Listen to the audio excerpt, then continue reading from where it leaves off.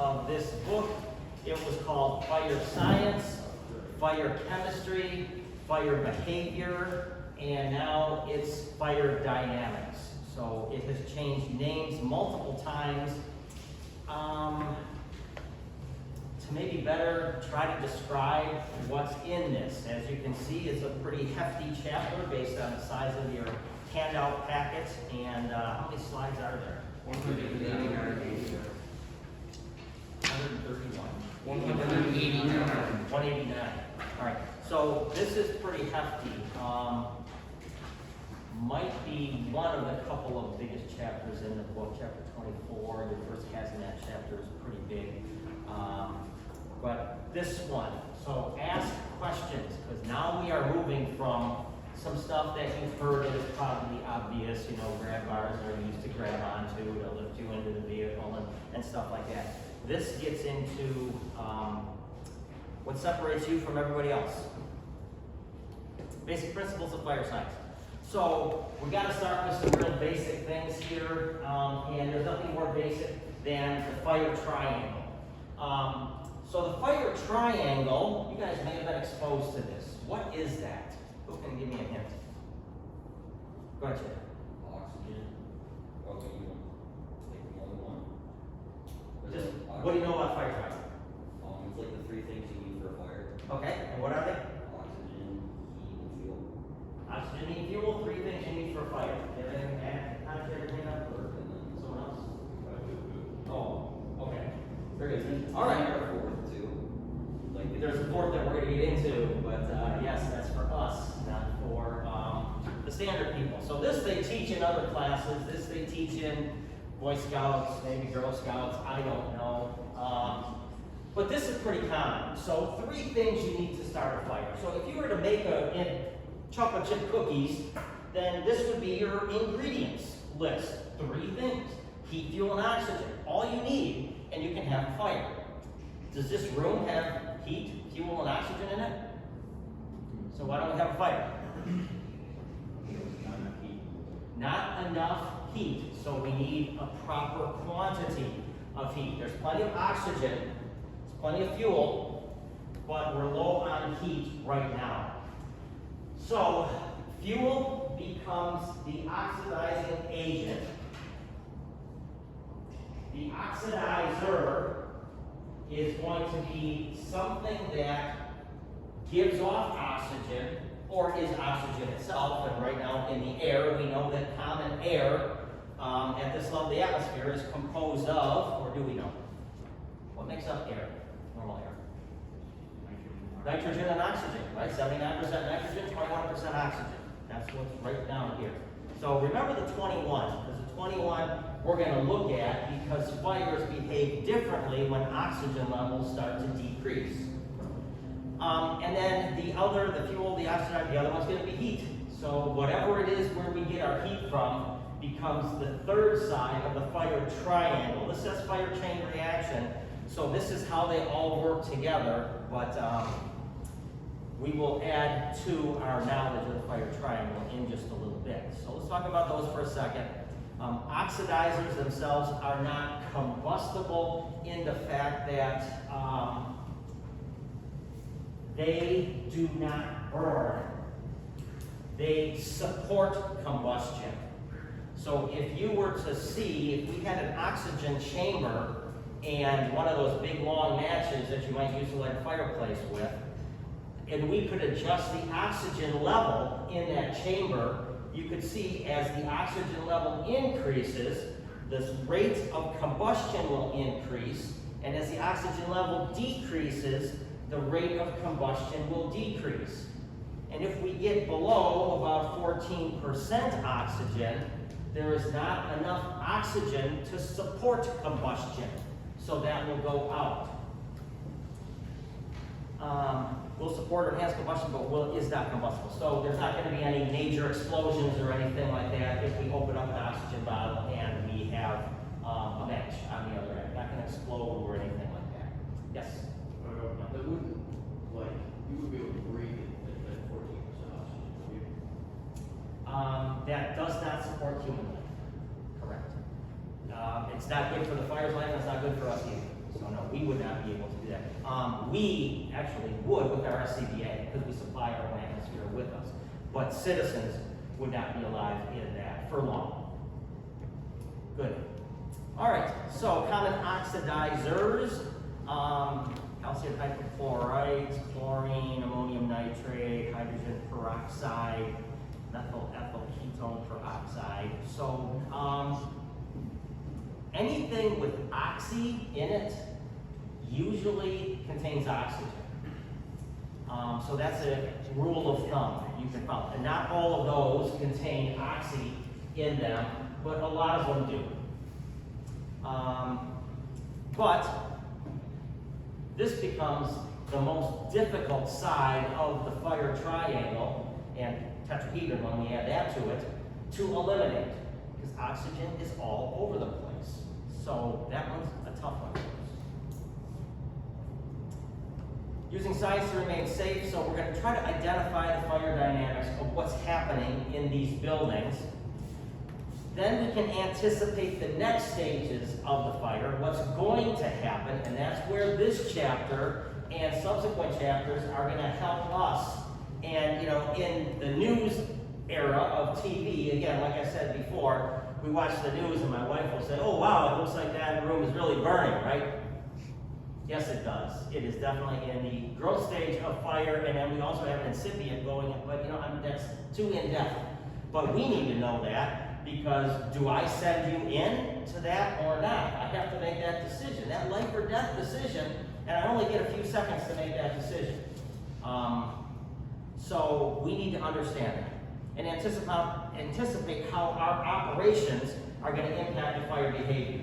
So we're going to have to open the door to get in. What's that going to do? Add oxygen. Okay, so that's become something that we have to plan for.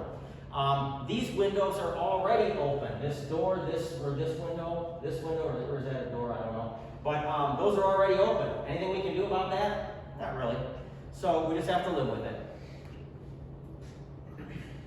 Physical science terms, so I guess we're going to get kind of into physics and chemistry a little bit. Matter, physical materials that occupy space and have mass.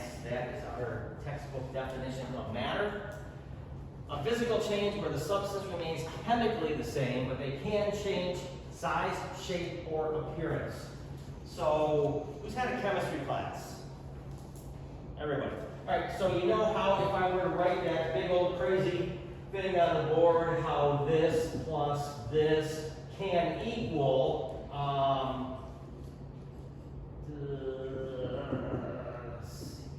well, anyways, that whole thing, they can change, they can add, they can move. You cannot create or destroy matter, but it can change based on temperature is the easy one. So what's the chemical formula for water?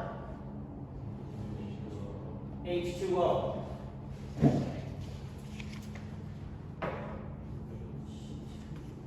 Two hydrogens, one oxygen. And what states of matter do we find materials in? What are the three states of matter? Solid, liquid, gas. So when we have H2O in its solid form, we call it ice. In its liquid form, we call it water. And in its vapor form, we call it steam, or moisture, or humidity, or something like that. But we didn't change it. It's still H2O. It's just being affected by temperature in that example. And a chemical reaction is substance changes from one type of matter into another, based on our formulas. Oxidation. Oxidation can be defined as the chemical decomposition of a solid through the action of heat.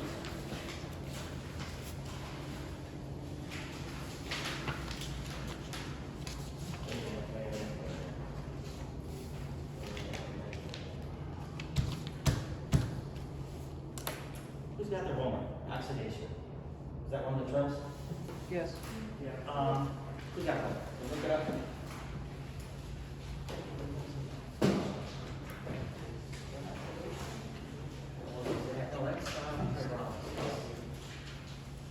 Okay. Oxidation Go ahead, Kirkland. Chemical process that occurs when a substance combines with an oxidizer such as oxygen in the air. Okay, so the process that occurs when oxygen is added to the mix. So on the scale of this, rust is going to eventually take place here in the presence of oxygen and some other things in the air that we typically find, but moisture being one of them.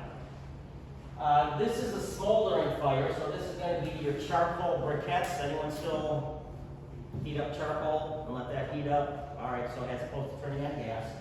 This is going to be a little bit of a tricky one because it's smoldering, but it gets very hot. It gives off its heat for a long period of time, so this one has to be babysat a little bit more than your gas one. It adds a different flavor to it. But these are a little bit tricky. They're designed for giving off a slow heat. Methane burning, and it will give off a burn. Methane is the leading component in natural gas. And then the most rapid form of oxidation would be an explosion.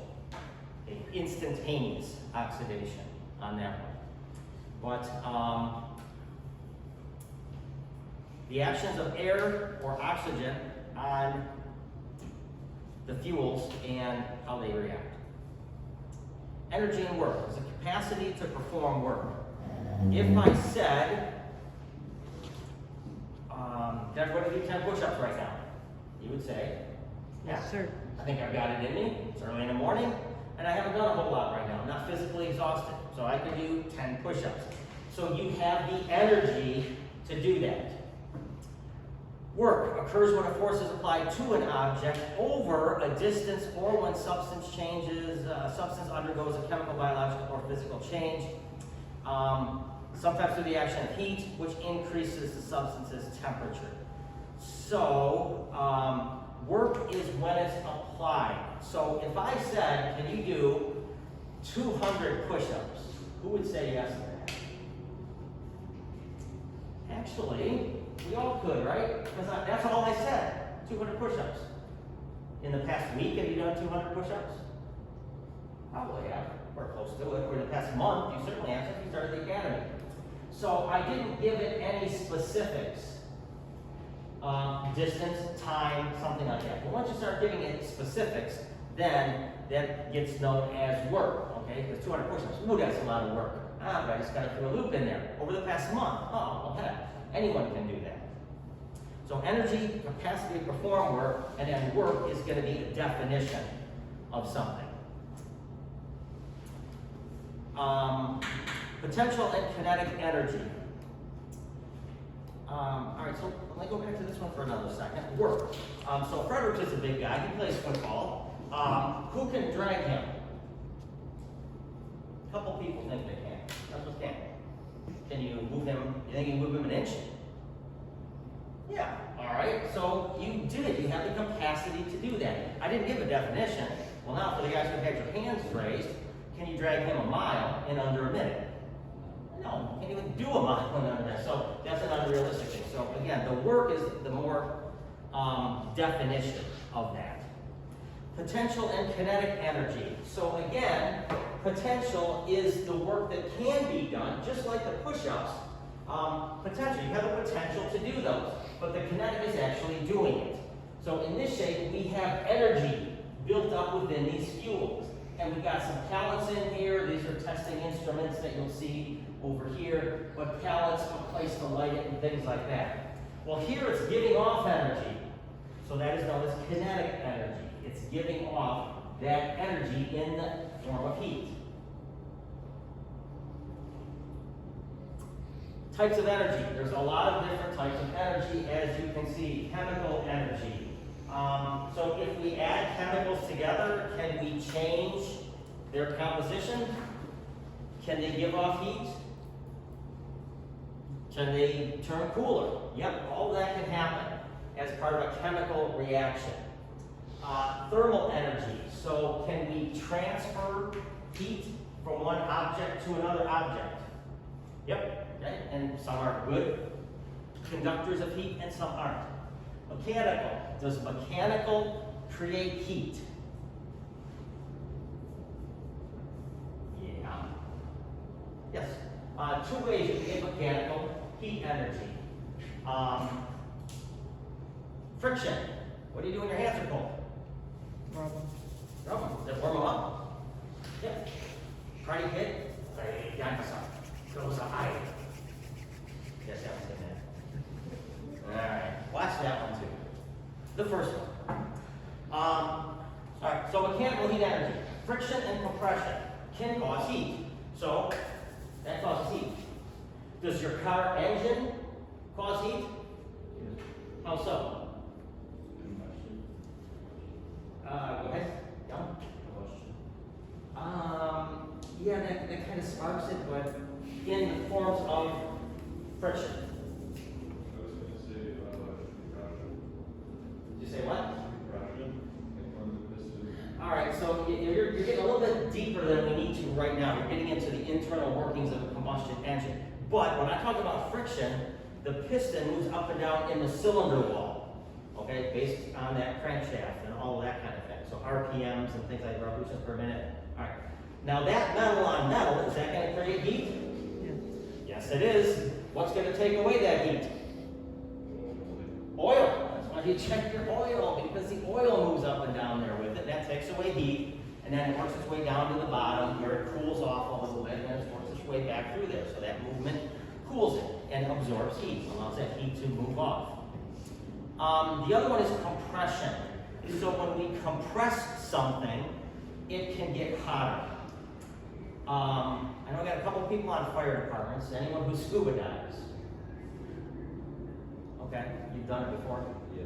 All right, so when we fill fire department people, 1, 2, 3, and you just got hired, didn't you? Yeah. Solomon just got hired at Heartland. Nice. I'm sorry, Schaefer.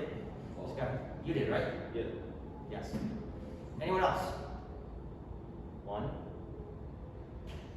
2, 3, 4. Right? Wait a minute. Is that it? 4. All right, good. Tomorrow we are going to get talked to during lunch by one of my instructors. He can explain a little bit more and answer questions about junior cadet programs. So, and obviously you can talk to Schultz, Young, kind of new, so maybe hold off here, but Vest, also they're part of junior cadet programs. So feel free to ask, but also Art kind of runs ours here for Brighton, and again, I know not all of you live in Brighton, but your department, Livingston County, all has the same thing, South Line as well. So something to think about. All right, when we fill SCBA cylinders, the things on our back that are going to bring air up to us when we breathe, SCBA, self-contained breathing apparatus. When we fill those, we are adding a bunch of air into a cylinder. We're forcing it in. So that compression creates heat. So the cylinder has to have a way to cool down, because what does heat do to the gas? It causes it to expand. So that's going to, when we put air in there and it heats up, the gauge is going to falsely read higher than it really is. It's going to say 4,000 pounds, and that's what's in it right now. But once it cools off, it's going to go down to, say, 3,000 pounds for this example. So the cylinder now is not full if 4,000 is full, just for this example. So olden days, young guy, after a fire, on my first department, Farmington Hills, we would get back to the station. First priority is always put the truck and ourselves back in service. Everything else gets pushed off to the side. Then, once we have that ready to go, then we go ahead and start cleaning and putting away and all that stuff. So we take the SCBA cylinders and we put them up to our compressor. At that time, it was just on the floor. You make the connection and you hook it up. And you fill the bottles up until they say full. Disconnect it and do the same to the next one and the next one and the next one. So you got a whole bunch of cylinders here against the wall that all say full. Then who can come back tomorrow and top those cylinders off? I will. Okay, Kursky, you got that. So the next day I come back and I look at those cylinders and they all say 3,000 pounds. Yesterday they said 4,000 pounds. What happened? Okay, so they have gone from expanded back to a normal pressure, and we have lost some of that pressure. So that friction creates mechanical heat energy. So then I'm gonna go ahead and top them off one more time, get it up to 4,000, we call that good. Okay, it might go up a little bit, but there's enough air in there that's cool, where not much. So they were ready to go back on as spares at that point. So mechanical, friction, and compression. Electrical heat energy. Electricity is something that we all want. Okay, it's very convenient and handy for us. It also causes a lot of fires. So we are trying to make the use of electricity as safe as possible based on our technology and research and all that kind of stuff.